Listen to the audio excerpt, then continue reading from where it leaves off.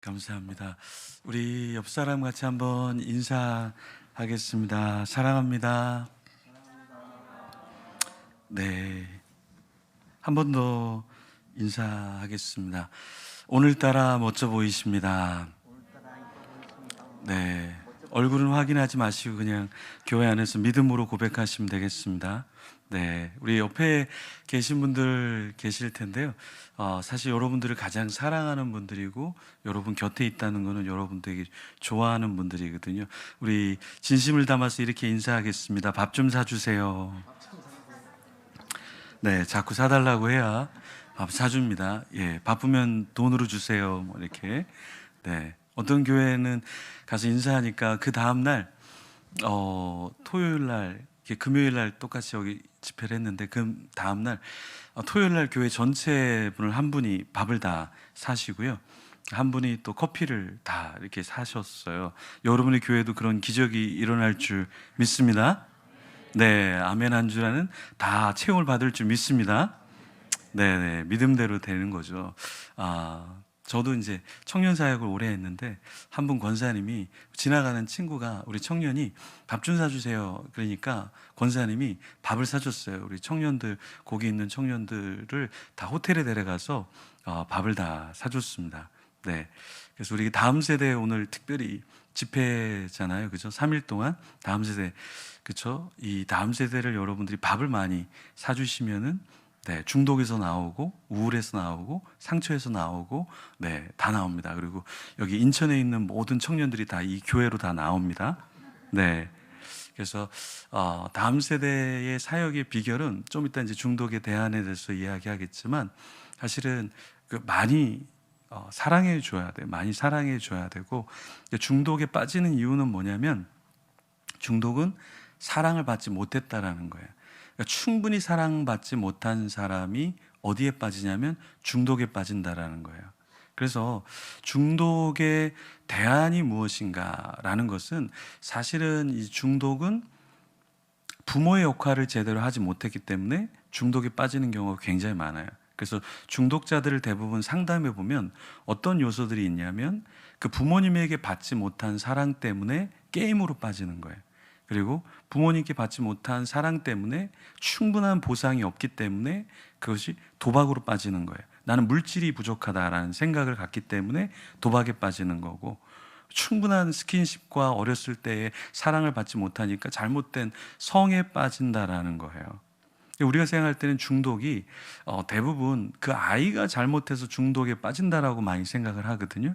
근데 아이가 잘못하는 것도 분명히 있지만 우리가 죄성을 갖고 있기 때문에 그렇지만 그 이면에 더 중요한 것은 뭐냐면 사실은 부모의 역할을 제대로 하지 못하기 때문에 아이들이 굉장히 아프기 시작한다는 거예요. 그 아픔이 뭐냐면 결국에 중독으로 빠지고 우울로 빠진다라는 겁니다. 네. 우리 외국 친구는 다 제 말을 언더스탠드 할 수 있어요? 와, 100%? 다 할 수 있어요? 대부분 예, 대단합니다. 네. 그 중독은 첫 번째 요인은 뭐냐면 사실은 우리 자신이 연약하기 때문에 중독에 빠지는 것이 있는데 사실은 중독의 이 정체를 잘 보면 중독에 빠지는 이유는 무엇이냐면 사실은 중독을 양산을 시켜야만 하는 요인이 있다라는 거예요. 뭐냐면 술을 많이 마시면 누가 돈을 벌 것 같아요? 술집, 네, 술을 파는 술집, 또 술을 판매하는 그죠? 회사가 돈을 벌겠죠. 맞습니까? 네, 담배를 많이 피우면 누가 돈을 벌 것 같아요? 담배를 피우는 사람이 돈을 벌 것 같아요? 절대 그렇지 않다라는 겁니다. 그죠? 그러면 게임을 많이 하면 누가 돈을 벌 것 같아요?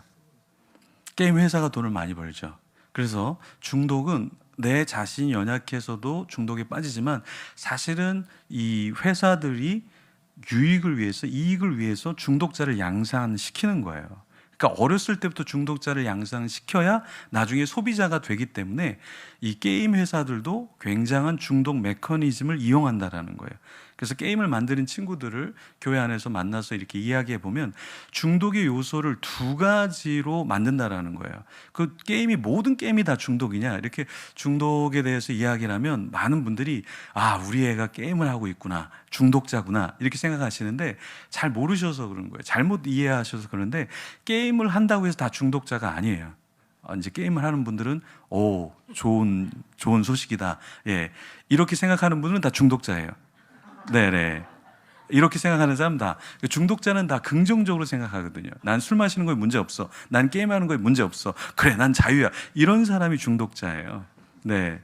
근데 게임에도 어떤 것이 중독이냐면 모든 게임을 시작할 때 제로로 시작하는 거 있죠. 네, 0, 포인트 0, 그리고 레벨 0 이런 것들은 그냥 놀이 삼아 하는 게임이에요. 그럼 중독의 게임은 뭐냐면 들어가는데 내가 아이디가 있고 내 포인트와 내 레벨이 유지가 되는 거예요. 그런 건 다 중독성이에요. 거기다가 아이템을 구입할 수 있다. 이건 완전히 중독성으로 만드는 거예요.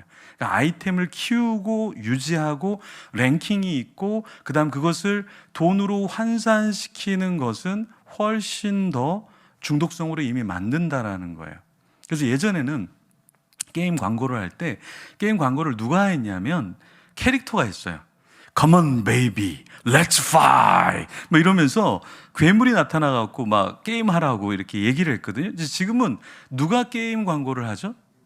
네, 젊으신 분들은 알아요. 연예인이에요. 근데 연예인이 최불암 이런 선생님이 나오실까요? 아니면 우리 젊은이들이 좋아하는 연예인이 나올까요?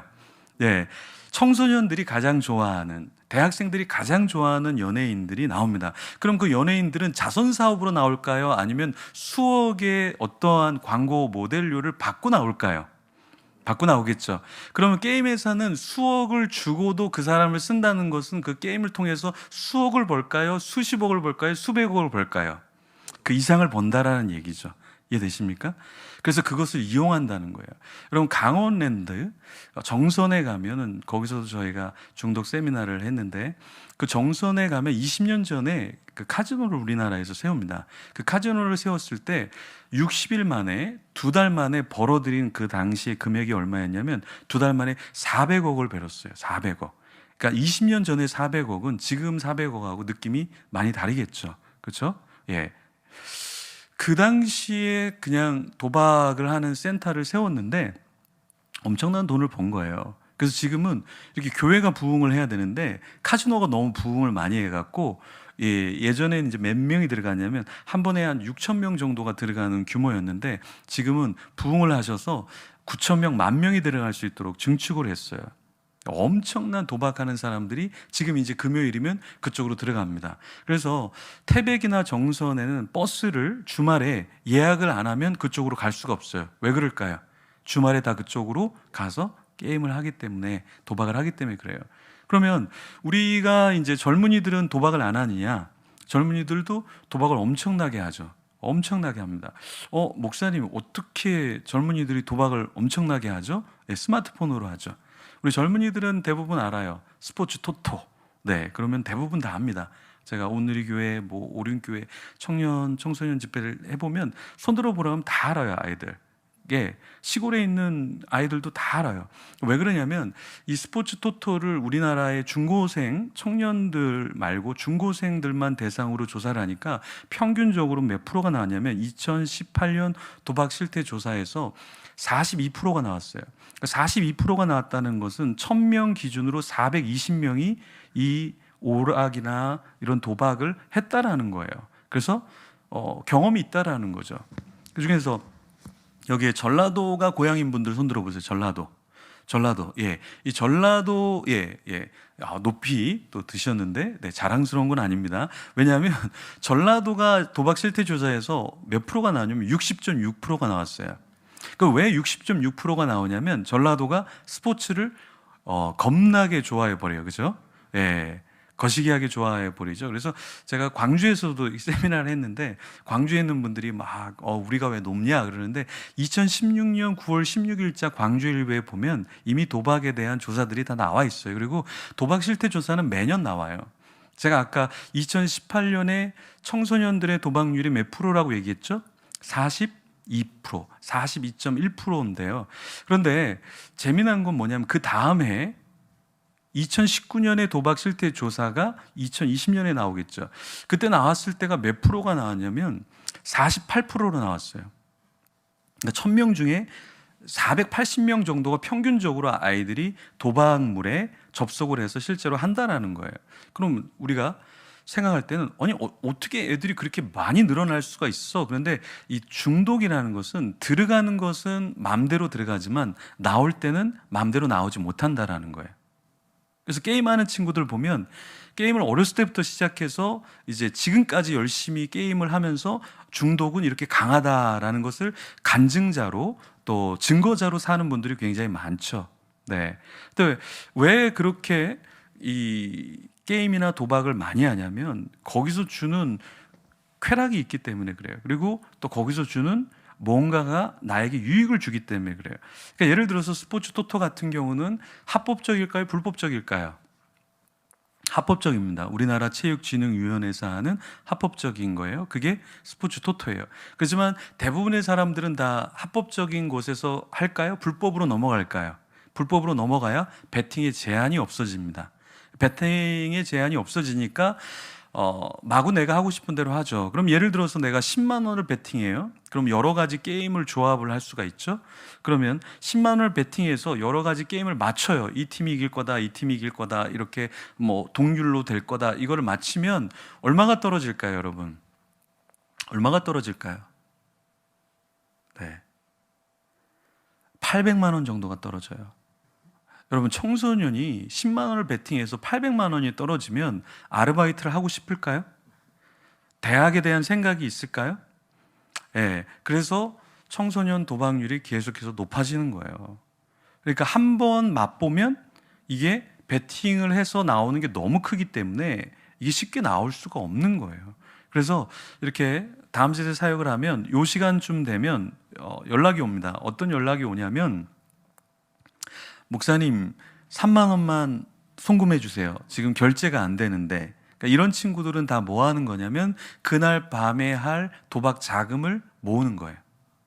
그래서 이 친구한테는 5천 원, 이 사람한테는 10,000원, 어른한테는 2만 원, 3만 원, 5만 원. 이게 왜 그러냐면 자금을 모으면 그날 밤에 자기가 도박을 할 수 있기 때문에 마구마구 문자를 아무에게나 막 보내는 거예요.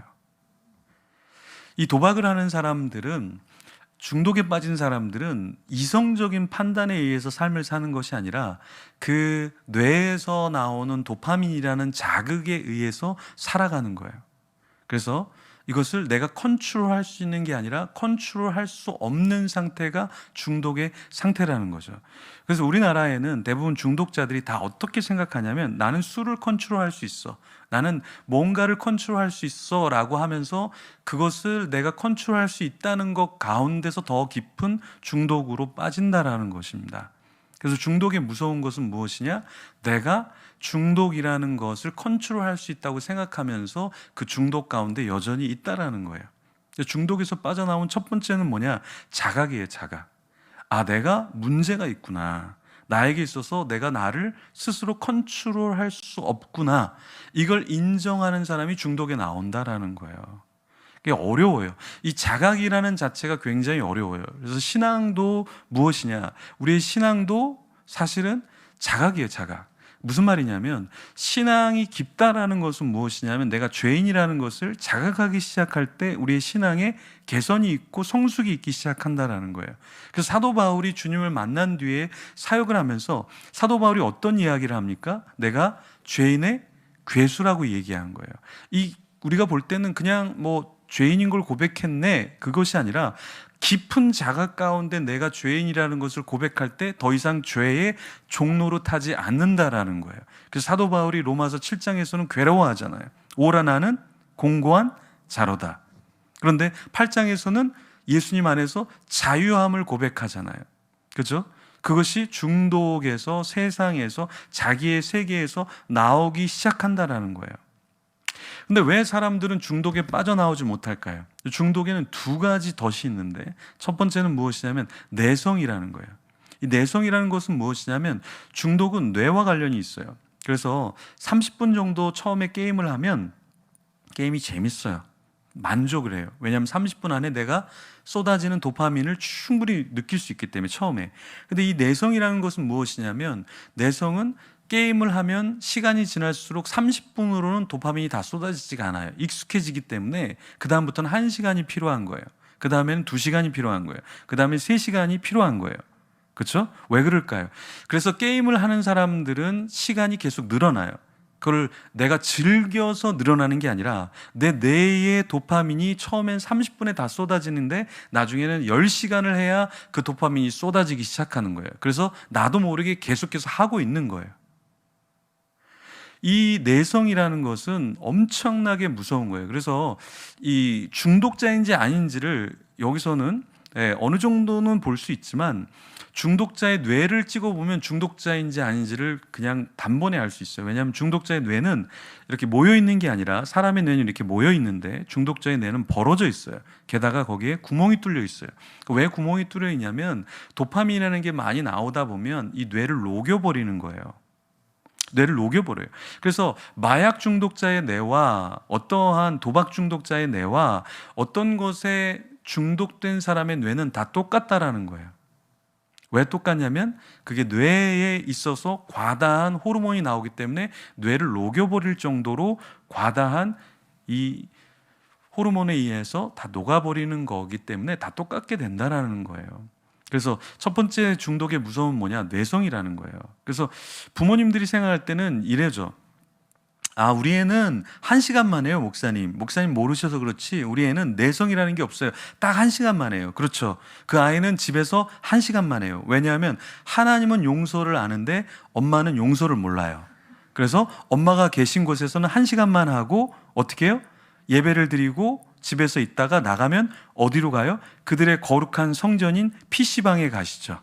그래서 거기서 모든 헌금을 다 쏟아붓는 거죠. 엄마에게 받았던 거, 어떻게 해서 얻었던 모든 것, 그것을 갖고 집에서는 1시간만 하지만 밖에 나가서 쏟아붓는 거예요. 그래서 청소년들하고 집회를 해보면 예배 끝나고 PC방 가는 사람 손 들어봐 그러면 대부분 다 들어요. 왜 그럴까요? 엄마들은 깜짝 놀라죠. 우리 애는 목사님 게임을 안 하는 줄 알았어요. 한 분은 상담을 하는데 목사님 우리 애는 게임을 중고등학교 때 한 번도 안 하는 거 그런 아이인 줄 알았어요. 그런데 나중에 대학교를 가보니까 성적이 안 나오는 거예요. 그래서 보니까 게임 중독자인 거예요. 게임 중독자인데 그 아이랑 이야기를 해보니까 언제부터냐 중고등학교 때 이미 게임을 계속해서 하고 있었던 거예요. 근데 그 어머니는 몰랐던 거죠. 왜냐하면 어머니는 용서를 모르시니까 내가 걸리면 부활주일날 내가 십자가에 거꾸로 매달림을 당하니까 그 아이는 이야기를 안 한 것뿐이지 내성화가 이미 일어났던 거예요. 그래서 중독은 1, 2년 사이에 중독이 일어나는 건 아니에요. 중독은 어떻게 일어나냐면 수년 동안 쌓일 때 중독이 일어나는 거예요. 중독에서 나오려면 여러분 어떻게 해야 될까요? 중독에서 나오려면 역시 수년이라는 시간이 필요한 거예요. 그래서 우리가 이렇게 여기 보시면 dwell이라고 적혀 있죠. 그렇죠? Dwell in the house of the Lord. 자, dwell이라는 게 뭐예요? 거하다는 거죠. 거주한다는 거죠. 그 뭐예요? 잠깐 있다 스쳐 지나가는 게 아니라 머무는 거예요. dwell이라는 것은. 이 성전에 머물러라. 주님께서 왜 우리에게 dwell, 성전에 머물러라라고 말씀하셨을까요? 그 의미는 무엇이냐면 중독과 죄를 빠지게 만드는 것은 한 자리에서 오랫동안 예배함을 통해서 내성화가 일어나지 않게 하는 거예요. 이 중독이라는 것은 단시간에 일어나는 게 아니라 장기적으로 일어나기 때문에 빠질 때도 마찬가지로 오랜 시간이 걸려요. 예를 들어서 술 중독자가 5년 동안 술 중독에 빠지잖아요. 그러면 5년 동안의 술 중독에서 나오려면 5년 이상이 걸려요. 사실은 10년 정도 더 오랫동안 걸린다고 보셔야 된다는 거예요. 한 대형교회 자매님하고 상담을 하는데 만나서 커피숍에서 계속 울어요. 얘기를 들어보니까 미국에서 공부를 했고 한국에 와서 직장 생활을 하는데 직장 생활을 할 때 보니까 잘 안 되는 거예요. 교제가 자기가 생각한 만큼. 근데 사람들이 술을 마시니까 그 자리에서 사람들하고 되게 편해지고 금방 친해지는 거예요. 그래서 이 친구가 이제는 큰 기업에서 일을 하다 보니까 자기가 여유가 있으니까 술값을 계속해서 계산을 한 거죠. 나중에 중독이 된 거를 알고 5년 동안 그렇게 하다가 중독으로 딱 끊었어요. 끊어서 딱 정신을 차리고 보니까 자기가 술값으로 계산한 빚이 3,600만 원이 있었던 거예요. 3,600만 원의 빚을 이제는 직장도 끝나버렸고 더 이상 일할 수 없고 어떻게 할 수가 없는데 집에서는 가족들이 같이 밥을 먹어주지 않는 거예요. 그 눈을 마주쳐주지 않는 거예요. 그 부모님도 교회 권사님이고 다 교인들인데 왜 그러냐? 5년 동안 여러분 실신해서 계속해서 택시를 타고 오는 그 자녀를 업어갖고 집에다가 계속해서 5년 동안 여러분 이렇게 했다고 생각해 보세요. 그게 얼마나 고통스러운지 서로에게. 그래서 중독자는 중독되어서도 괴롭고 중독에 빠져나와서도 괴로운 거예요. 왜냐하면 자기를 중독에서 빠져나왔기 때문에 받아줄 것 같은데 가족들도 너무나 긴 세월 동안 힘든 거예요, 여러분. 지친 거예요. 그래서 그 사람이 중독에서 빠져나와도 그 옛날의 악몽 때문에 도저히 받아들일 수가 굉장히 없는 거예요. 그래서 중독자는 중독에 빠져서 행복하고 싶지만 더 불행하고 중독에서 빠져나와서 더 행복하고 싶지만 중독에 빠져나와도 여전히 불행하게 된다라는 거예요. 근데 이 친구가 어느 날 상담하는데 안 나왔어요. 안 나와서 연락을 하는데 연락이 안 돼요. 알고 보니까 다시 술을 마시기 시작한 거예요. 중독에서 빠져나온 지가 5년인데 5년 뒤에 다시 술에 들어가면 어떻게 되냐면 이건 중독이 더 심해져요. 이 내성화가 훨씬 더 깊어져요. 그래서 여러분, 술을 마시는 사람에게 술은 그냥 술이 아니라 완전히 다시 중독의 더 깊은 속으로 빠져들게 만드는 거예요. 담배를 피는 사람에게 담배는 더 많은 담배를 피도록 만드는 자극제, 기폭제가 된다라는 거예요. 게임을 하는 사람에게는 게임이 남들과 같은 그냥 오락성 게임이 아니라 그 게임이 자기를 페인을 만드는 거예요.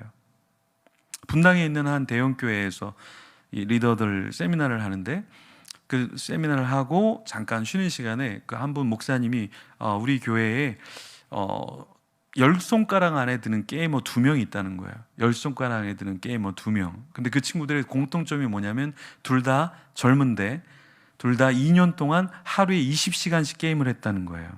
그래서 10손가락 안에 드는 게임을 했다는 거죠. 저는 이해가 돼요. 왜냐하면 중독에 빠진 사람은 20시간이 아니라 20시간 이상 합니다, 실제로. 그러니까 밥 먹으면서도 누르고요, 전화 받으면서도 누르고요, 자기 전에 일어나면서 자면서 계속 그 게임에 몰입됩니다.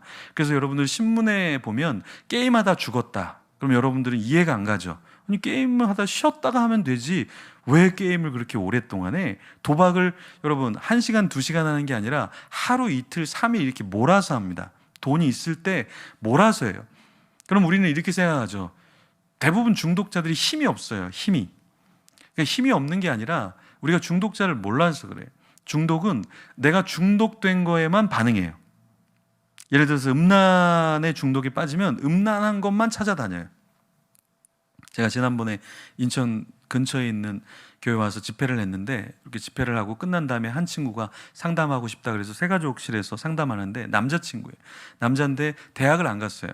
대학을 안 가서 직장을 바로 갔는데 그 친구는 월급을 받으면 다 뭐 하냐면 몸 파는 곳에 가서 그 돈을 다 써버려요. 그러니까 이 성중독인데 다른 데는 돈을 안 써요. 거기에만 성을 매수하는 데만 돈을 다 써요. 상담을 같이 하고 이야기를 하고 교육자에게 이야기해주고 케어받을 수 있도록 연결을 시켜줬는데 중독된 사람은 다른 거에 반응하지 않아요. 술 중독자는 술을 만지는 순간, 술을 보는 순간, 술을 마실 것을 이미 알고 있는 순간부터 도파민이 쏟아지기 시작한다는 거예요. 게임하는 친구는 오늘 예배 끝나고 이거 끝나고 나 게임해야지 하는 순간부터 도파민이 쏟아지기 시작한다는 거예요. 여러분 우리 예배는 언제부터 시작될까요? 새벽 예배가 있다면 새벽 예배는 언제부터 시작이 될까요, 여러분? 새벽부터 시작될까요? 아니에요. 새벽 예배를 가겠다라고 마음 먹는 순간부터 예배에 모든 게 다 신경이 쓰이는 거예요. 우리 찬양인도 하시는데 찬양인도 너무 잘 하시는데 찬양인도 하는 분이 찬양을 언제부터 하기 시작할까요? 강대상 위에서부터 찬양을 시작할 것 같아요? 아니에요. 찬양 인도를 해야지라고 생각하는 그 순간부터 곡에 대한 생각, 어떻게 끌어가야 될까? 어떻게 콘티를 짜야 될까? 악기가 어떻게 들어와야 될까? 여기서 화음을 어떻게 넣어야 될까? 이런 생각들이 시작되는 순간은 강대상 위에가 아니에요. 이미 올라가야지, 찬양 인도를 해야지 하는 그 순간부터 시작된다라는 거예요. 똑같아요. 중독자는 언제부터 중독을 생각하는가? 중독의 그 순간이 아니라 그 훨씬 전부터 중독에 대한 생각을 한다는 거예요. 그래서 중독자는 하루 종일, 온종일 그 기간 동안에 내내 그 생각만이 그 사로잡아 있어요. 그래서 중독자는 이렇게 집회를 해보면 졸고 있는 친구들이 있어요. 졸고 있는 친구한테 이렇게 물어보죠. 물어봐서 게임 했냐고. 안 했대요. 옆에 동생이 비슷하게 생긴 친구가 있어서 동생이냐, 동생이래요. 형 게임 했냐 안 했냐 물어보니까 보통 동생들에게는 그 진실의 영이 임해 있어요. 물어보니까 형이 했대요. 거짓말한 거죠. 네. 그래서 그럼 몇 시간 했냐? 그러니까 그 형이 2시간 했대요. 2시간에서는 그렇게 졸지 않거든요. 진실의 영이 임한 동생에게 물어봤죠. 저 형이 몇 시간 했냐? 저랑 같이 8시간 했는데요. 동생에게는 진실의 영이 임해 있어요. 여러분, 이렇게 집회를 하다 보면 요 정도 시간이 되면 조는 사람이 나타나요. 근데 왜 조냐면 뭐에 몰두했기 때문에 조는 거예요. 제 설교가 대부분 졸리지 않거든요. 제 얼굴 자체도 재밌게 생겼고 제 설교로 해서 조는 사람 거의 없어요. 거의 없어요. 저는 졸면 이렇게 세우던가 대신 설교하라고 하던가 제가 하기 때문에 거의 조는 사람이 없어요. 근데 집회 가면 1명, 2명 조는 사람들이 나타나요. 이게 왜 그런가? 그게 무언가에 중독된 거에 나의 에너지를 다 쏟아낸다라는 거예요. 그래서 중독자는 왜 중독에 빠지고 왜 사탄이 그것을 좋아하는가? 하나님을 향한 에너지를 전혀 못 쓰게 만드는 거예요. 전혀 못 써요. 전혀 못 써요. 자위. 성적인 자유에 중독된 사람은 어떠냐면 하루 종일 자유예요. 하루 종일. 그러니까 일반적이지 않은 거죠. 일반적이지 않은 거예요. 근데 왜 그러냐? 그것이 중독적인 자유에 빠지기 때문에 그런 거예요. 음란에 빠져도 그렇고 도박에 빠져도 그렇고 모든 것에 한 가지에 꽂혀서 거기에 빠지는 사람들은 그거 외에는 다 자기의 신경과 자기의 몸을 사용하지 않아요. 그래서 중독자들은 축 처져 있어요.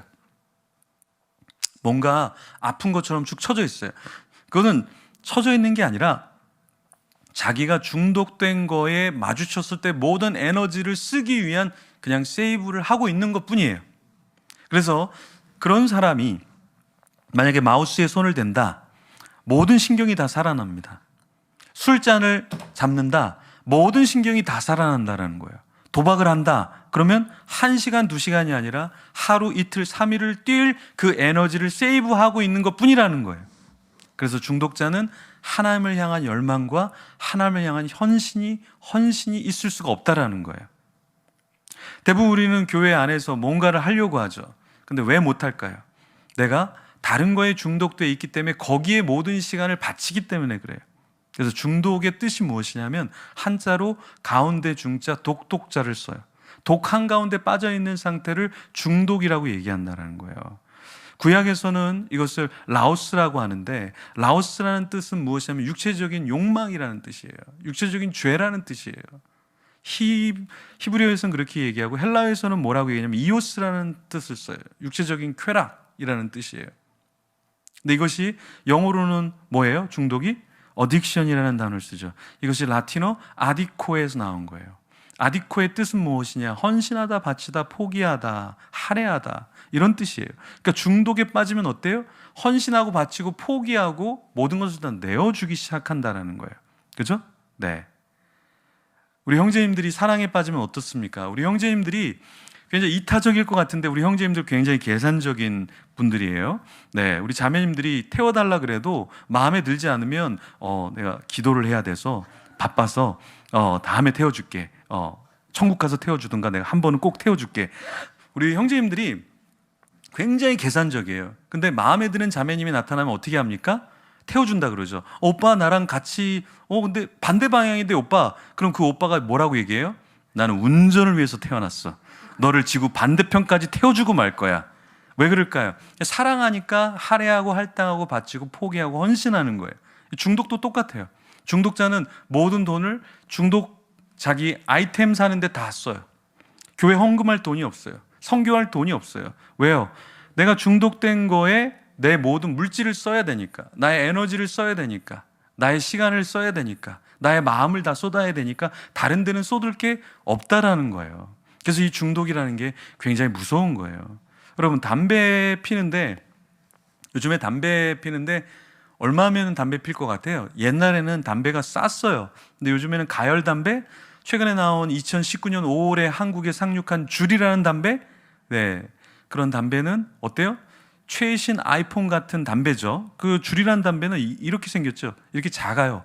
그래서 이 메모리 스틱인가 뭐 프로젝터 포인터인가 잘 모를 만큼 작아요. 거기다가 어때요? 이거를 열려면 비밀번호를 터치해서 열어요. 그 담배 아이폰이라는 거죠. 우리 청년들이 은혜를 받네요. 와, 그런 거야? 나 사야 되겠네. 뭐 이런 우리 두 명의 자매님이 희소식을 받은 듯이 좋다. 이게 담배 아이폰이라고 하는데 담배 색깔도 바꿀 수 있고, 근데 이 액정을 사서 피우는 건데 얼마 정도예요? 네, 한 달에 15만 원에서 20만 원 정도 들어요. 그런데 이게 미국에서 2017년에 나타났는데, 줄이라는 담배가 그 당시에 미국의 청소년 흡연율이 200만 정도였어요. 그런데 이 줄이라는 담배가 나오면서 한 해에 흡연율이 얼만큼 올라가냐면 2배 정도인 380만 명으로 늘어나기 시작했어요. 이게 한국이 2019년 5월 달에 한국에 상륙하면서 한국에서도 유튜브에 보면 이 줄이라는 담배들을 막 소개하는 친구들의, 이 젊은 친구들이 나도 이거 해봤어, 나도 이거 해봤어 막 이러면서 해요. 왜 그러냐면 이게 트렌드 같은 느낌? 뭔가 새로운 거를 내가 먼저 해보는 느낌? 예를 들어서 요즘에는 우리 어르신들은 보통 들을 때 이어폰으로 이렇게 줄이 있는 걸로 이렇게 들으시잖아요. 근데 요즘 친구들은 줄 있는 거를 별로 안 좋아해요. 줄 있는 거는 원시 부족들이 하는 거, 한 200년, 300년 전에 하는 그런 거죠. 요즘 친구들은 뭐예요? 줄이 없는 하얀색 있어요. 하얀색. 그걸 맞춰야 돼요. 그러니까 어떤 친구는 줄이 있는 걸 사서 하얀 거를 잘라버려요. 그래서 듣는 척 이렇게 하고 다니는 친구들도 있죠. 그렇죠? 예. 왜 그래요? 이게 얼마예요, 여러분? 10만 원 합니까? 아니죠. 훨씬 더 20만 원 이상 하잖아요. 근데도 이거를 해요. 왜 그럴까요? 이거 하고 있으면 괜찮아 보이잖아요. 그죠? 중독도 똑같아요. 중독도 트렌드를 따라가요. 트렌드를 따라가요. 진화하는 거죠. 술이라는 것이 옛날에는 그냥 소주였어요. 근데 지금 어때요? 예, 거기에 무슨 맛이 첨가되기 시작하죠. 체리 맛이 첨가되기 시작하고, 담배도 초콜릿 맛이 나고 체리 맛이 나는 가열 담배들. 그래서 이것을 피우고 마시면서 내가 술과 담배를 하고 있는 느낌이 아니라 과일 향을 흡입하고 마시는 것 같은 느낌을 만들어서 중독이 아닌 다른 어떤 것으로 포장하기 시작한다라는 거예요. 중독이 진화하고 있다는 거예요. 그리고 우리를 사로잡는 것들이 진화하고 있다는 거예요. 그래서 우리는 못 느껴요.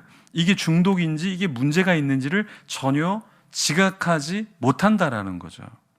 그래서 다음 세대들이 굉장히 어려운 게 무엇인가, 바로 이러한 것에 노출되면서 두 번째 어려움은, 첫 번째는 내성이라고 했다면 두 번째 어려움은 무엇이냐면 금단현상이라는 거예요. 금단현상. 그러니까 여러분들이 지금 여기 있는 분들은 다 뭐 하고 있냐면 저에게 집중하고 있어요. 저에 집중하고 있죠. 근데 지금 온라인으로 저를 보고 계신 분들이 있을 텐데, 온라인으로 보는 분들 중에는 이제 핸드폰에 손이 가는 분들이 있을 거예요. 계속해서 손이 가요. 인터넷에 손이 가요. 그래서 제 목소리만 들리게 하고 다른 것을 막 하는 분이 계실 거예요. 바로 그분이에요. 바로 그분. 목사님이 바로 그분이에요. 바로 그분. 네. 이게 뭐냐면 이게 중독됐기 때문에 그래요. 중독자는 집중을 못 해요. 중독의 특징은 무엇이냐면 내가 중독된 거에 사로잡히기 때문에 다른 거에 집중하지를 못한다라는 거예요. 그래서 의학적으로 얘기할 때 중독을 몇 분을 이상 하면 우리는 중독이라고 얘기할까요? 중독은 의학적으로 87분 35초예요. 그러니까 약 90분 정도를 이상을 하면 그건 다 중독이에요. 예를 들어서 우리 권사님이나 집사님들이 드라마를 좋아하셔요. 드라마를. 예. 드라마를 좋아하시고 욕을 많이 하셔요. 저 인간 왜 저렇게 사냐. 흥분하셔요. 흥분하지 마세요. 그거는 극본대로 그냥 연기하는 것 뿐이에요. 네, 너무 흥분하지 마시고요. 하나님 나라가 안 되는 거에 대해서 흥분하셔야 되는데 자꾸 몰입하셔갖고 눈물을 흘리시고, 교회에서는 안 우시고 드라마 보면서 그렇게 눈물을 흘리시고 거기다 헌금하시려고 하시는데 그러시면 안 돼요. 예, 드라마를 보는데 내가 매일 드라마를 90분 이상 본다. 그걸 우리는 중독이라고 얘기한다는 거예요. 사람은 90분 이상 하기가 굉장히 어려워요. 여기 계신 분 중에 매일 성경을 90분 이상씩 읽으시는 분 계셔요? 매일 기도를 90분 이상씩 하시는 분이 계셔요? 매일 찬양을 90분 이상씩 하시는 분이 계셔요. 그분은 예수님에게 중독된 사람들이에요. 근데 사람들은 좋은 거에는 중독됐다가 빨리 나와요. 정신을 차려요. 특히 청년 중에서 이제 기도합시다 그러면 또 하나님이 나에게 은혜 주셔서 나를 뭐 신학교에 가게 하시는 거예요. 하나님도 사람을 가리면서 불러요. 아무나 부르지 않는다고요. 나 이러다가 뭐 또 성교사 헌신하는 거 아니야? 그렇게 하나님이 아무나 막 부르시지 않아요. 예, 그 막 부르는 건 저 때에 다 끝났어요. 하나님이 저를 부르시고 더 이상 막 부르면 안 되겠구나. 다 끝났어요. 예, 걱정하지 마세요. 좋은 거에는 중독됐다가도 정신을 차리고 빨리 사람들은 나오더라. 근데 안 좋은 것은 한 번 들어갔다가 다시는 못 나오는 게 중독이에요. 우리나라의 중독, 특히 마약 상담센터가 많지 않아요. 미국에 있는 한 분이 한국에 와서 마약 상담센터를 열었는데 그분이 젊은 청년 때에 마약에 대한 호기심이 생겼어요. 그래서 마약을 한 번 했는데 그분이 몇 년 동안 마약을 했냐면 26년 동안 마약을 했어요. 26년 동안 정신병원을 몇 번을 갔냐면 11번을 가요. 11번째 정신병원에 들어가면서 문제가 있네, 나한테. 내가 왜 정신병원에 계속해서 11번째 가고 있지? 자각이 되기 시작하면서 이분이 어떻게 하냐면 내가 마약 중독자구나. 그 치유를 받아요. 그리고 한국에 왔는데 한국에 마약하는 사람이 너무 많은데 상담하는 곳이 없는 거예요. 그래서 이분이 상담센터를 열어요. 그분이 간증할 때 무슨 얘기를 하냐면 자기도 한 번의 호기심으로 들어갔다가 26년의 젊은 세월을 다 바치고 나왔다라는 거예요. 그럼 우리 청년들, 젊은이들 게임 하죠. 네, 재밌죠. 네, 근데 그 게임도 사라져요. 또 다른 게임이 또 들어와요. 그 게임에 들어가면 이제 상대가 안 돼요. 내 실력이 나이가 들고 마우스 누르면 죽어 있어요. 너무 젊은 애들이 빨리 누르니까.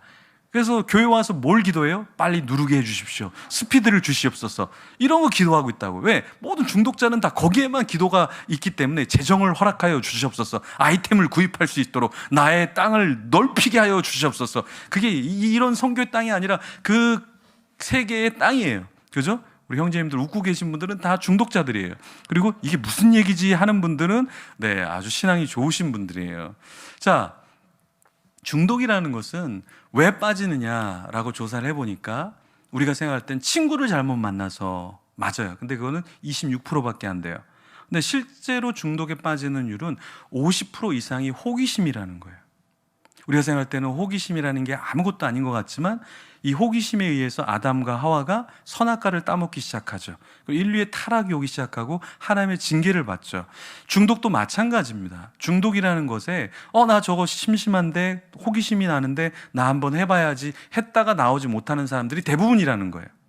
왜냐하면 중독은 내 힘으로 끊을 수 있는 게 아니기 때문에 그런 거죠. 근데 좋은 거는 굉장히 걸리면 좋은데 잘 걸리지 않아요. 예를 들어서 성경 중독. 지난주에 10장 있고 요번 주에 100장 있고 다음 주에 1000장을 읽으리라. 아니면 내가 선교사로 나가겠다. 뭐 이렇게 성경 중독자가 되면 되게 좋잖아요. 그렇죠? 헌금 중독 얼마나 좋아요. 이렇게 아름다운 성전이 더 필요하잖아요. 그죠? 10,000원하고 그 다음 주에 100,000원하고 그 다음 주에 100,000원하고 아빠가 내 차 키가 어디 있죠? 그러면 천국에 가서 찾으시면 됩니다. 엄마가 우리 집 땅 문서가 어디 있죠? 천국에 있습니다. 어머니. 나는 헌금 중독자. 이런 사람이 많아지면 좋잖아요. 근데 그런 사람은 별로 없다라는 거예요. 막 찬양 중독자, 노래방 가서 막 코인 집어넣는 게 아니라 여기 우리 목사님 여기다가 코인 집어넣을 수 있는 구멍을 하나 뚫어 놓으세요. 그래서 찬양 하나 할 때마다 막 와갖고 코인을 하나씩 집어넣을 수 있도록 이렇게 찬양의 중독자가 되면 되게 좋은데 좋은 거에는 잘 중독되지 않더라. 그래서 중독을 우리는 뭐라고 얘기하냐면 늪이라고 얘기해요. 늪. 한 번 빠지면 허우적될수록 더 깊이 들어가는 늪이 중독이라는 거죠. 우리는 중독을 다른 말로 뭐라고 얘기하냐면은 중독을 덫이라고 얘기해요. 왜 덫이라고 얘기하냐면 중독은 한 번 걸렸다고 해서 죽는 게 아니라 서서히 피를 흘리게 만드는 거예요. 서서히 죽여간다는 거예요. 이게 사람을 굉장히 아프게 하고 굉장히 힘들게 하면 나 중독이란 병 걸렸어. 코로나 병처럼 나 호흡이 문제가 있는 것 같아. 나 다리가 문제가 있는 것 같아. 나 지금 움직이질 못하겠어. 중독이란 병에 걸려서 움직이질 못하겠어. 이러면 좋은데 중독은 덫이에요.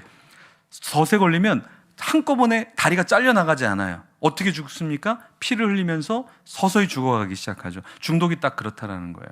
어떤 한 명 상담을 하는데 목사님 우리 자녀가 중독에 걸렸는데 어떻게 합니까? 그래서 제가 이렇게 얘기했죠.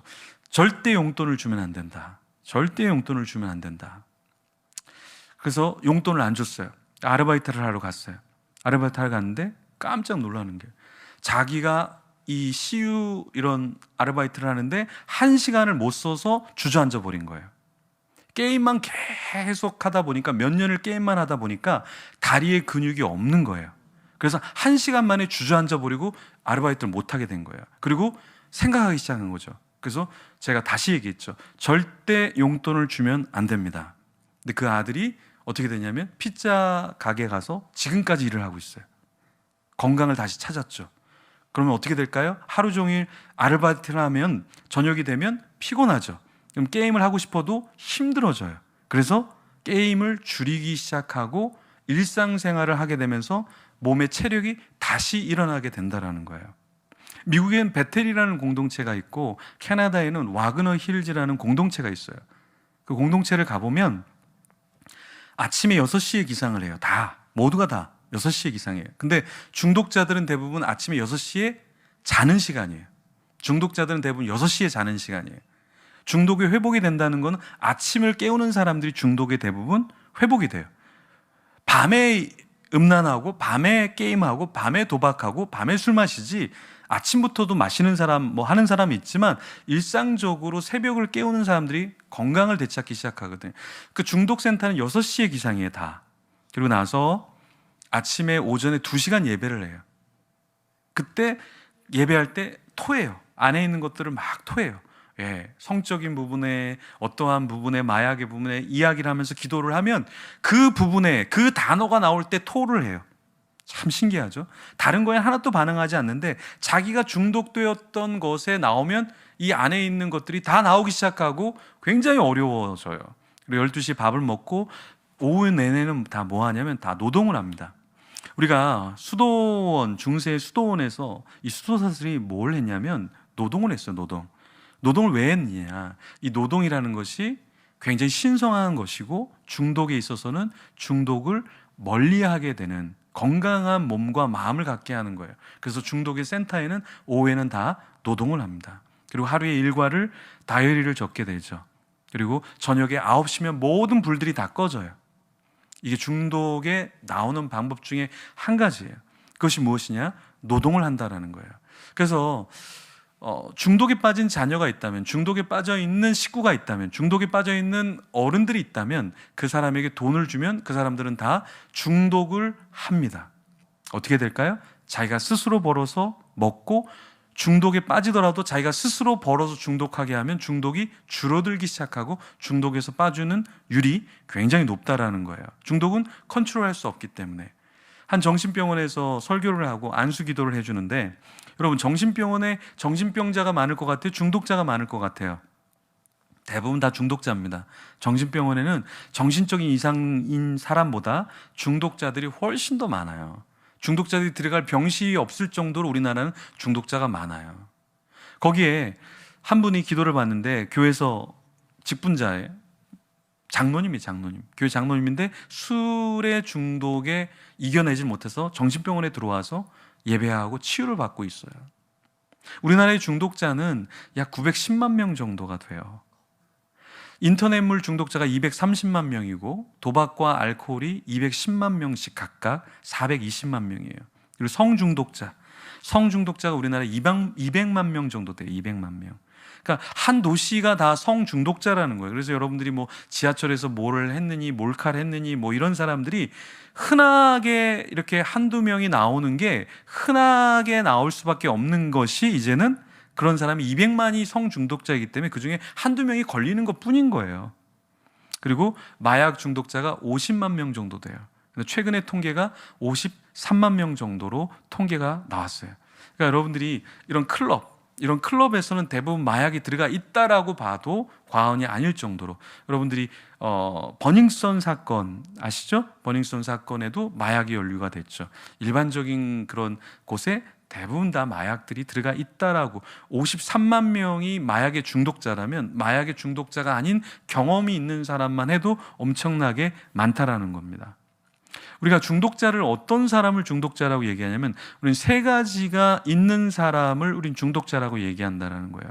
첫 번째는 어떤 사람이냐면 습관적인 사람, 그러니까 중독의 습관이 있는 사람. 예를 들어서 담배를 한번 펴봤어요. 그거는 경험일까요? 중독일까요? 경험이죠, 그거는. 근데 술을 어제도 마시고 오늘도 마시고 내일도 마시고 또 모레도 마시면 우리는 이걸 심리학적인 전문 용어로 술을 쳐 마신다 이렇게 얘기를 해요. 이거는 경험이 아니라 중독되었다라는 거예요. 첫 번째, 중독되었다라는 것은 습관이 있다라는 거예요. 습관. 그죠? 두 번째, 중독이 되었다라는 것은 무엇이냐? 중독이라는 것은 의존성이라는 거예요. 의존성. 의존성이라는 건 뭐냐면 항상 내 근처에 놔둔다는 거예요. 예를 들어서 담배에 중독된 사람은 항상 담배가 여기저기에 있습니다. 술 중독자는 항상 보면 술병들이 주위를 떠나지 않는다는 거예요. 술병 자체가 있는 것만 해도 굉장히 호흡과 일상에 안정감을 준다는 거예요. 그래서 의존성. 대부분 이제 청소년 우리 친구들에게 예배 들어오기 전에 핸드폰 좀 놓고 들어와. 그러면은 친구들이 AC 그러면서 ABC를 굉장히 좋아하죠. AC 그리고 교회를 떠나죠. 더 이상 안 나오겠다 그러죠. 왜 그럴까요? 우리가 생각할 때는 좀 내려놓을 수 있는 거 아니야. 그런데 의존성이 너무 깊어지니까 핸드폰을 잠시 놔두라는 것은 나를 공격하는 것처럼, 나를 받아들이지 않는 것처럼 느끼는 사람들이 상당히 많다라는 거예요.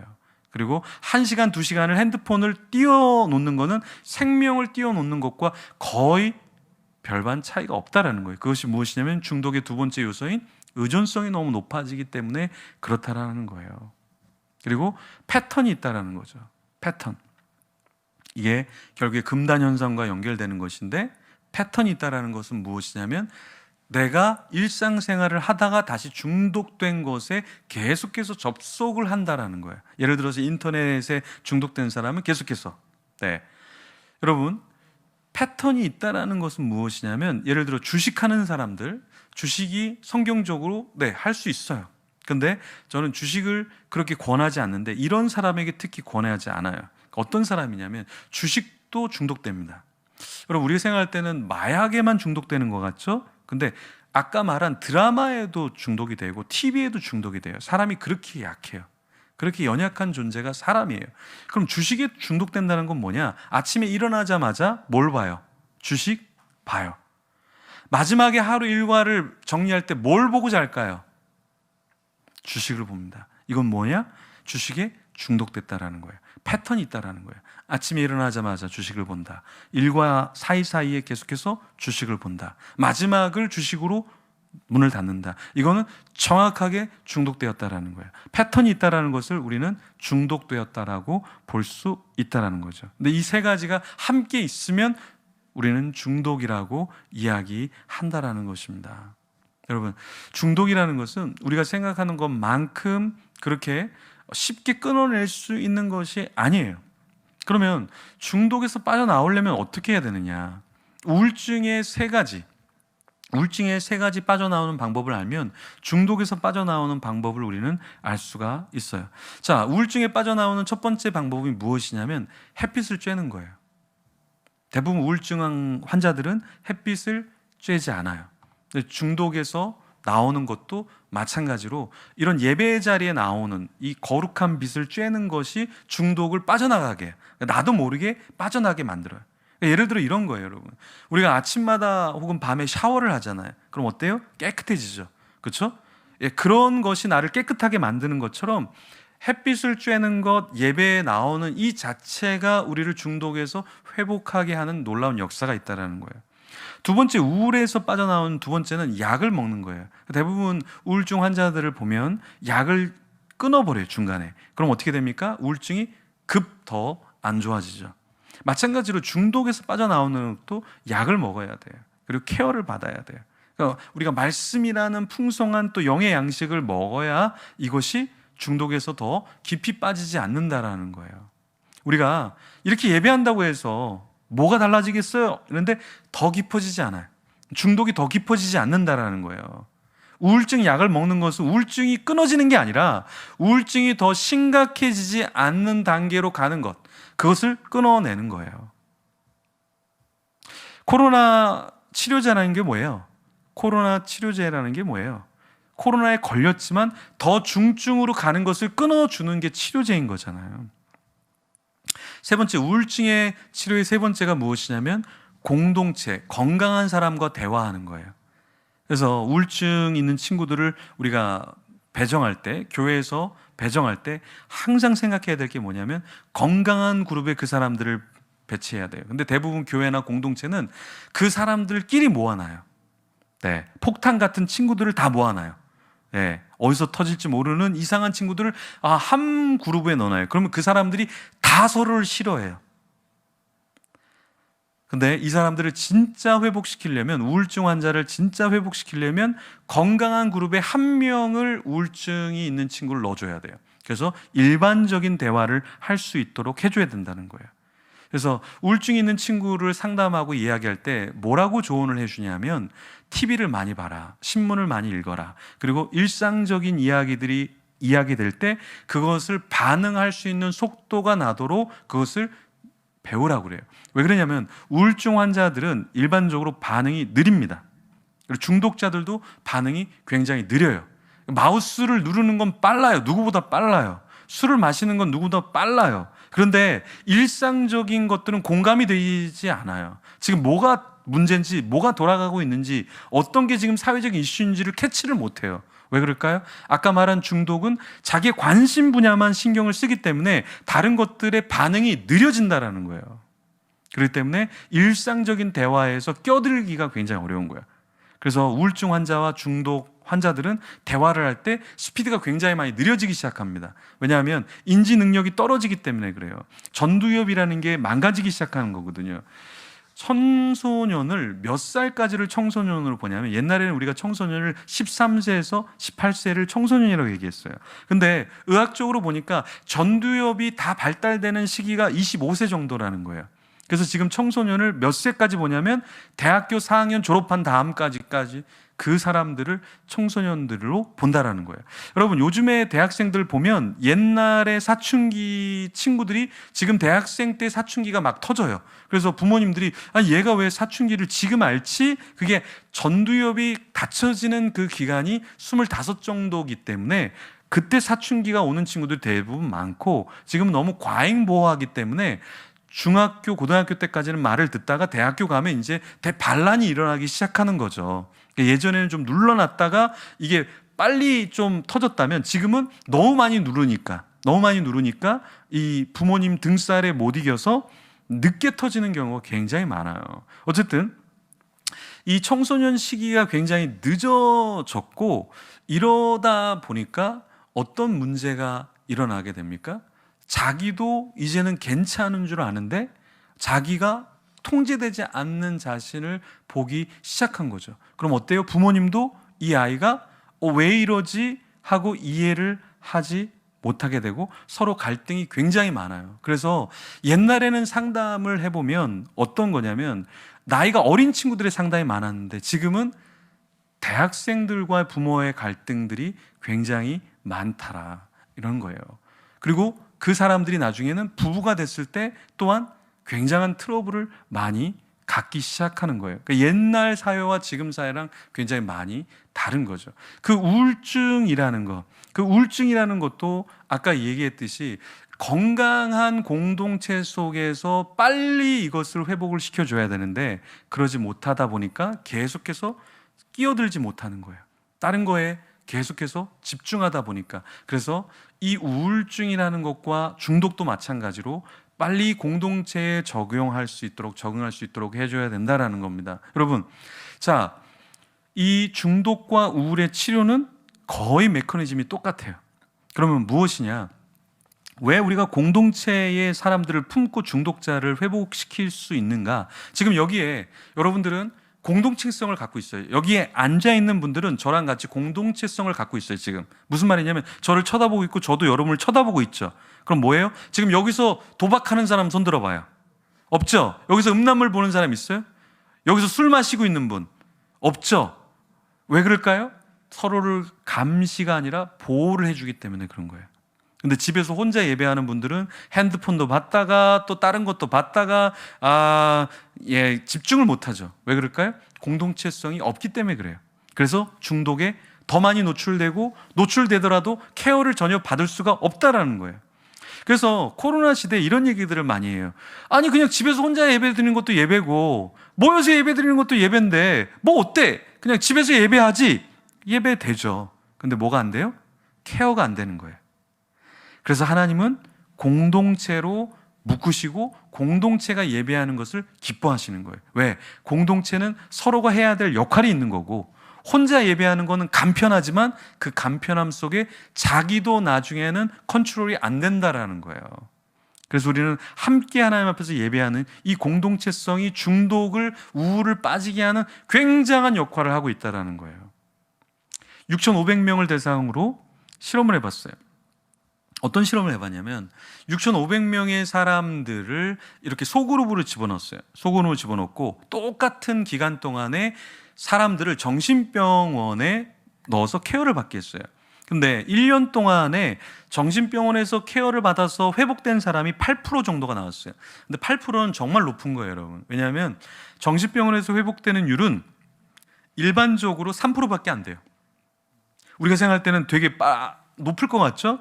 근데 정신병원에서는 약만 투여할 뿐 상담을 10분밖에 못해요. 여러분. 정신병원에서 하루에 정신병 전문의가 환자를 몇 명을 봐야 병원이 돌아가냐면 40명까지 볼 수 있거든요. 40명을 보려면 여러분 어떻게 상담하고 어떻게 일지를 기록하고 어떻게 해야 될까요? 스케줄을. 이게 안 되는 거예요. 그러니까 10분 이상 주기가 굉장히 어려운 거죠. 정신병동에서 환자가 회복된다는 거는 3% 높은 거예요. 8% 아주 높은 거예요. 근데 그 당시에 8%가 나왔어요. 그런데 이렇게 소그룹으로 모여서 케어를 해줬더니 정신병원도 아니고 이게 어떤 신앙을 가리킨 것도 아니고 그냥 소그룹만 모이게 했는데 이게 어떻게 결과가 나냐면 27%가 나온 거예요. 27%가.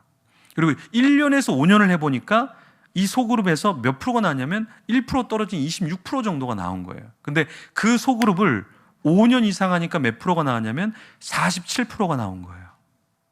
근데 이런 소그룹 말고 신앙 공동체 있죠. 신앙 공동체. 교회 안에 있는 신앙 공동체는 일반적으로 정말 케어가 잘 되는 신앙 공동체는 대부분 90% 이상이 우울과 중독을 회복하더라. 그래서 여러분이 왜 금요 집회가 왜 중요하냐? 그리고 이런 우리 다음 세대를 위한 집회가 왜 중요하냐? 우리가 생각할 때는 그냥 뭐 겨울이니까 하는 거 아니야? 그게 아니라는 거예요. 왜? 이게 사람을 케어하고 이게 사람을 자각하게 하고 이게 사람을 움직이는 엄청난 역할을 한다라는 거예요. 그러니까 한 번 여러분이 오늘 제가 하는 중독 강의를 한 번 들었지만 깨우치는 게 있을 거예요. 아, 진짜 그럴 수 있네. 내가 게임만 하는 페인이네. 나는 하루에 2시간 이상은 하는데 3시간 이상은 하는데 앞으로는 더 많이 늘어나겠군. 나는 중독자가 될 수밖에 없겠군. 이런 걸 한 번만 생각하면 이게 중독에 빠져들면서 내가 지금 뭐 하는 거야? 내가 아직도 게임하고 있는 거야? 내 나이가 얼만데 지금 뭐 하는 거야? 이게 자각되기 시작하는 거예요. 제가 파주에서 집회를 하는데 거기서 게임을 전 세계 게임 등위에서 4위를 한 친구가 있어요. 4위. 전 세계에서 4위 한 친구가 거기서 탈퇴했다고 나와서 로그 아웃하고 계정을 삭제한 거를 캡처해 갖고 보내줬어요. 왜? 한 번 집회하는데 전 세계에서 4등 할 정도면 게임을 얼마나 잘하겠어요? 그 게임에 얼마나 많은 시간을 공들였겠어요. 근데 한 번의 자각이 거기서 나올 수 있도록 만든다라는 거예요. 그래서 여러분, 우리 신앙 공동체 소그룹, 뭐 그게 소그룹 난 안 해. 나는 그런 거 안 해. 그렇죠. 안 하죠. 자기 손해예요. 왜? 사람의 회복은 소그룹에서 일어나는 거예요. 지금 코로나 때문에 굉장히 한국 교회가 어려워요, 여러분. 근데 건강한 교회들이 코로나 때 끄떡도 안 한다는 거예요. 그런 교회가 어떤 교회인지 아세요? 소그룹이 형성되어 있는 교회들은 하나도 미동도 없다라는 거예요. 헌금이 더 많이 나온대요. 그리고 더 건강하대요. 소그룹으로 계속해서 모이니까. 이게 우울과 중독과 교회에 문제가 와도 건강성을 잃지 않는 공동체의 특징인 거예요.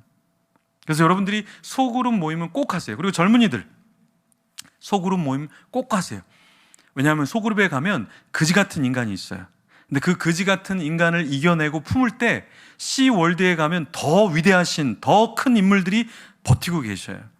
네, 젊은이들 사역을 오래 하면서 연락이 와요. 친구들이 이제 회사에서 이제 자리들을 차지하면서 이런 얘기를 해요. 제가 소그룹 하면서 참 어려운 사람들을 많이 품었는데 그게 제 결혼 생활에 정말 목사님 도움이 많이 됩니다. 사회생활에 정말 많은 도움이 됩니다. 왜 그럴까요? 소그룹은 어려워요. 그 소그룹의 사람은 너무 어려워요. 그 사람들을 이겨내면서 스트레스 받으면서 내가 건강해지고 내가 회복되어지는 과정인 거예요. 여러분, 지금 여러분이 앉아있는 자세는 다 달라요.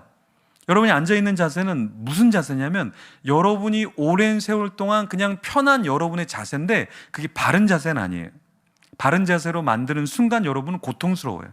왠지 아세요? 내가 하고 있는 목의 자세가 있고 내가 앉아있는 허리 자세가 있는데 그것을 바로 잡으려고 그러면 엄청나게 고통스러운 거예요. 그런데 그걸 교정을 해야죠. 마찬가지입니다. 이 소급이라는 게 되게 불편해요. 되게 시간 낭비 같아요. 그리고 되게 별로 도움이 안 돼요. 저 인간이 도움이 안 되고 리더는 왜 저렇게 리더십을 갖는 거야? 많은 생각들이 나요. 근데 그것을 인내하고 그것을 내가 더 고민하는 순간 나는 건강한 성숙한 크리스찬이 된다라는 거예요. 그러면서 내 안에 있는 우울이 빠져나가고 상처가 빠져나가고 중독이 빠져나가기 시작한다는 거예요. 더 강력한 건 뭐냐면 예배예요. 예배. 아까 말한 베텔, 아까 얘기한 와그너 힐즈라는 이런 전문적인 중독 센터는 오전에 예배가 2시간을 예배를 드려요. 매일 예배를 드려요. 그렇죠? 제가 그 공동체 가서 목사님하고 대화를 하면서 목사님 그래요. 청년들 만나러 일주일에 몇 번 만나냐고 그래서 제가 4번을 만난다고 그랬어요. 4번. 그때 저희 집하고 교회까지 왕복거리가 100km였어요. 100km. 왕복거리 100km도 제가 몇 번을 갔냐면 성서학 공부하면서 유학하면서 일주일에 4번을 갔어요. 제가. 그래서 아내가 아니 당신 왜 이렇게 교회를 많이 가냐고. 어차피 공부는 잘 못하는 거 사역이라도 열심히 해야지. 그래서 4번을 갔어요. 그래서 제가 당당하게 내가 4번을 간다 그러니까 그 목사님이 That's the problem. 그게 문제라 그러더라고요. 왜 문제냐? 매일 만나야 되는데 매일 케어해 줘야 되는데 매일 그 영혼을 돌봐야 되는데 그러지 못하기 때문에 안 된다라는 거예요. 제가 충격을 받고 한국에 돌아와서 제가 영어 예배를 5년을 디렉터를 했는데 영어 예배 하면서 월요일 날, 화요일 날 토익, 수요일 날 영어 제자반, 목요일 날 영어 동화, 토플, 제가 과목을 다 만들고 통기타 영어로 노래 부르면서 통기타 하는 거 일주일 내내 가르쳤어요. 가르치니까 거짓말하는 아이가 나타나기 시작하고 고쳐주고 폭력적인 아이가 나타나기 시작하고 고쳐주고 그 공동체 안에서 치유와 회복이 일어나면서 공부도 잘해지고 열심히 하는 친구들이 건강한 친구들이 만들어지기 시작했어요. 왜 제가 그렇게 했냐면 일주일에 1시간, 일주일에 168시간 중에 1시간을 교회에 와서 사람이 변화될까요? 167시간이 지배하는 것과 1시간이 지배하는 것과 무엇이 그 사람을 변화시키고 무엇이 그 사람에게 임팩트를 주겠어요? 말도 안 되죠. 그렇죠? 예. 그래서 제가 집회를 다니면서 이렇게 3일 집회하면 안 된다. 최소 30일은 해야 된다. 30일 해야 된다. 왜 그러냐면 젊은이들이 목사님 젊은이들이 30일 동안 집회하면은 아무것도 못 하는데요. 그렇죠? 예. 중독에 걸려서 우울에 걸려서 낭비하는 시간이 더 많아요. 사실은요. 더 많아요. 하루의 첫 시간을 10분만 하나님께 드려보세요. 24시간을 다 전체를 제대로 쓸 수 있어요. 24시간을 자기 마음대로 중독에 걸려서 마음대로 우울에 걸려서 마음대로 상처에 찌들어서 살아봐요. 계속 나오는 얘기가 상처밖에 없어, 상처밖에 없어, 상처밖에 없어요. 왜요? 거기에 모든 걸 다 뺏겨요. 그래서 첫 시간 10분만 하나님께 드려보세요. 저는 이번 집회를 하는 우리 젊은이들에게 도전하고 싶어요. 하루에 10분만 정직하게 말씀을 읽어보세요. 하루에 10분만 찬양을 들어보세요. 하루 10분만 여러분이 진실되게 기도해 보세요. 여러분의 중독, 여러분의 상처, 여러분의 우울, 미래에 대한 불안 다 사라집니다, 여러분. 문제는 무엇이냐? 이런 집회 때는 우리가 잠깐 기도하고 잠깐 뭔가 깨우치지만 여러분의 삶에서 패턴이 바뀌지 않으면 여러분은 계속 중독자로 남는다라는 거예요. 중독의 변화는 패턴이 바뀌는 거예요. 그래서 예수님께서 어떻게 하셨어요? 고기 잡는 제자들에게 너네 이런 패턴으로 살지 말고 나를 따라와. 여러분, 엘리야가 엘리사를 부를 때 엘리사가 뭐 하고 있었는 줄 아세요? 소 치는 사람이었어요. 소로 농사 짓는 사람이었어요. 그때 엘리야가 뭐라고 그러는지 아세요? 야, 나를 따라와. 소 놔둬, 쟁기 놔둬, 그리고 고기 다 남들 나눠주고 와. 그래서 엘리사가 위대한 선지자가 됐던 건 농사하는 사람이었어요, 그 사람이. 근데 자기가 소를 치는 사람인데 12결이 소를 놔둬요, 쟁기를 놔둬요, 그리고 고기를 자기가 다 갖고 오는 게 아니라 다 나눠줘 버리라는 거예요. 마찬가지예요. 여러분, 진짜 중독에서 놓이고 싶어요? 그러면 게임 머니, 게임의 등급 다 날려버리세요. 술 친구들 다 끊으세요. 담배 다 끊으세요. 음란물 다 계정 삭제하고 다 지우세요. 그러면 새 사람이 돼요. 그런 거 하나도 안 하고 목사님 뭔가 좀 중독에 대해서 아시네, 예배 괜찮네, 요번에 좀 강사분들이 뭐 좀 오시네, 이래서는 여러분의 인생에 아무런 변화가 없어요. 여러분, 평생 죽을 때까지 자기 몸만 기르는 목자가 된다는 거예요. 오늘 읽었던 유다서의 1장 11절에는 중독자 3명이 나타나는데 제가 그걸 설명을 드릴 수는 없지만 그 중독의 특징 중에 하나가 뭐예요? 중독자는 자기 몸만 기르는 목자예요. 자기만 생각하는 목자가 되는 거예요. 중독자는 어떤 자예요? 암초예요, 암초. 암초는 주위 지나가는 사람들이 다 파선당하게 만드는 거예요. 물 없는 구름이라고 말씀했어요. 물 없는 구름. 구름인데 물이 없어요. 얼마나 허망해요. 그리고 열매 없는 가을나무라고 얘기했어요. 여러분, 가을에 가장 많은 열매를 맺어야 돼요. 근데 중독자는 열매가 없어요. 왜? 다른 데 모든 시간과 에너지를 다 쓰니까. 그래서 열매 없는 가을나무가 되는 거예요. 여러분, 우리 청년의 때는 어떻게 돼요? 청년의 때는 열매를 맺도록 인풋을 하는데, 인풋. 게임의 인풋이 아니라, 도박의 인풋이 아니라 나의 삶을 위한 시간을 나의 전공 분야에 하나님이 주신 비전에 인풋하는 거예요. 저는 대학교 때 새벽 4시에 일어났어요. 우리 신학교는 새벽 4시에 일어났어요. 새벽 4시에 일어나서 운동장 돌고 4시 반에 예배를 드렸어요. 그리고 도서관에 가서 밤 11시까지 공부하고 11시에 기도실 가서 12시까지 그런 루틴한 생활을 하다 보니까 하나님 앞에 나중에 나이가 들었을 때 뭔가를 할 수 있는 것이 열매를 만들 수 있는 그 삶이 되어지는 거예요. 근데 지금 막 밤늦게까지 게임하고 밤늦게까지 내 시간을 내 마음대로 컨트롤하지 못하는 거. 그래서 성령의 마지막 열매가 뭐예요? 절제예요. 중독이 가질 수 없는 열매가 뭐예요? 절제예요, 절제. 그거를 위해서는 어떻게 해야 되는가? 삶의 패턴을 완전히 바꿔버려야 돼요. 여러분이 진짜 중독에 빠지고 싶어요? 그럼 새벽 예배 나오세요. 새벽에 일찍 일어나면 나중에 누가 낮에 욕을 해도 12콤보로 욕을 할 걸 제조하지 않고 저리 가라, 저리 가라. 저녁 되면 아무것도 못해요. 새벽 4시에 일어나 보세요. 새벽 5시에 일어나 보세요. 아무것도 못해요. 그런데 패턴이 바뀌기 시작해요. 밤의 문화가 없어지기 시작해. 새벽의 문화가 열리기 시작한다는 거예요. 여러분, 수련회라는 게 뭐예요? 집회라는 게 뭐예요? 나의 삶의 틀을 바꾸는 거예요. 근데 전혀 틀은 안 바꾸고 그냥 메시지만 들어요. 그래. 이거는 집회를 한 게 아니에요. 그래서 제가 집회를 다니면서 이렇게 하는데 그렇게 안 하더라고요. 그래서 제가 내년 2월 22일부터 4월 2일까지 40일 밤에 뜨는 별이라는 집회를 만들었어요. 거기에 이제 한국의 다음 세대 주 사역자들이 다 들어와서 우리가 강사비를 받지 않고 자비량으로 섬겨요. 40일 동안 밤에 뜨는 별 패턴을 바꾸려고. 거기에 이제 여러분들이 좋아하는 골방 라이브라든가 브라이언 킴이라든가 김복유라든가 이런 찬양 사역들이 다 자비량으로 들어와요. 온누리 교회, 오륜교회 뭐 다 들어와요. 한국의 건강한 교회 디렉터들 다 들어와요. 왜 우리가 이거를 하는가? 제가 다녀보면서 근데 하루 이틀 3일 집회에서는 여러분 중독에서도 못 나와요. 독에서 못 나와요, 여러분. 중독에 빠져 있는 시간이 1년이 아니라 몇 년인데 그걸 어떻게 한 번 집회로 빠져나올 수 있겠어요? 한 번 집회는 그냥 진단이에요, 진단. 오늘 제가 여러분에게 말씀드린 건 그냥 진단만 해드린 거예요. 진단. 우리가 상담을 할 때 두 가지를 하죠. 임상병리 사이에서 이 사람의 어떤 상태인지를 쭉 검사를 하죠. 그게 수십만 원이잖아요. 그 검사만 하고 그 다음에 상담을 어떻게 해요? 한 번 하고 상담 끝나는 게 어디 있어요? 상담에 기본이 10회, 12회, 20회 이렇게 가야 상담이 되는 거잖아요. 그죠? 집회 3번 한다고 해갖고 무슨 치유가 일어나요? 그건 다 거짓말이에요. 그렇게 해서는 일어나지 않아요.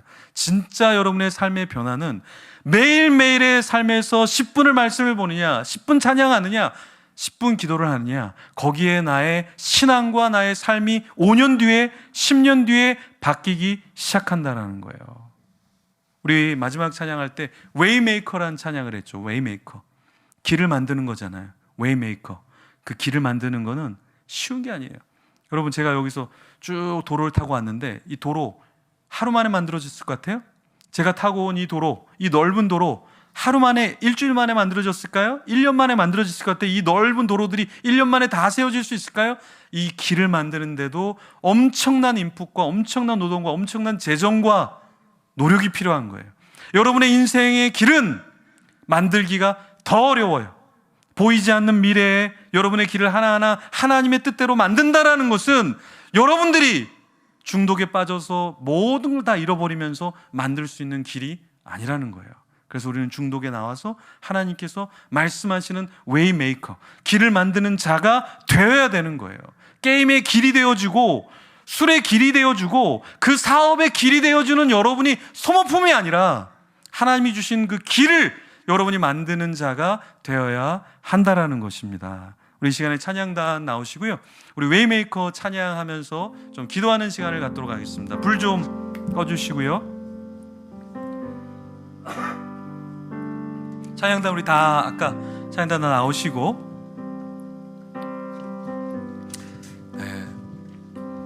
가장 중요한 게 메시지보다 사실 더 중요한 게 여러분 기도하는 거예요. 실제로 기도하는 거예요. 이 3일 집회보다 더 중요한 게 뭐냐? 3일 집회보다 여러분이 하루에 작은 시간이라도 하나님께 드리는가, 훨씬 더 우리에게 중요하다는 거예요. 사탄은 집회 시간에 찾아오지 않아요. 사탄은 집회가 끝난 뒤에 여러분을 방문합니다. 하나님은 집회 중에 찾아오시지만 사탄은 집회가 끝난 뒤에 시작이 돼요. 그래서 우리의 예배는 언제부터 시작되느냐? 지금 예배는 예배가 아니에요. 특별 예배가 아니에요. 특별 집회가 아니에요. 특별 집회는 모든 집회가 다 끝난 뒤에가 특별 집회예요. 특세는 언제가 특세냐? 교회 특세는 특세가 아니에요. 그건 일반세예요. 일반적인 거예요. 남들이 다 하는 새벽 기도는 일주일 동안, 21일 동안, 한 달 동안 하는 그런 특세는 특세가 아니에요. 진짜 특세는 언제부터냐?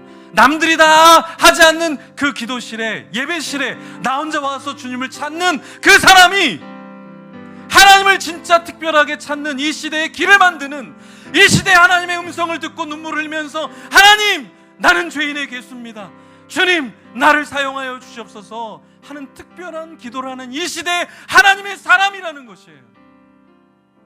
우리에게는 한 번 사는 인생 하나님 주셨어요.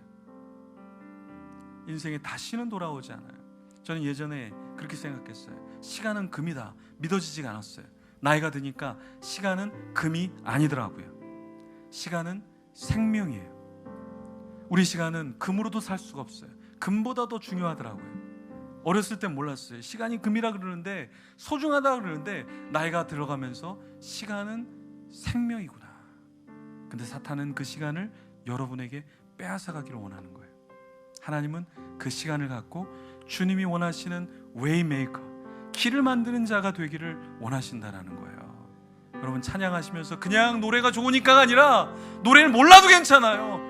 그 가운데 임하신 하나님 찬양하면서 주님 내 삶에 길을 만들어 주십시오. 우리 찬양하다가 우리 제가 기도합시다 하면 같이 말씀 기억하면서 주님 길을 만드는 자가 되게 하여 주시고, 중독의 길이 아니라 비전의 길이 열리게 하여 주시옵소서. 헌신의 길이 열리게 하여 주시옵소서. 예배의 길이 열리게 하여 주시옵소서. 주님께 기도하는 우리가 되기를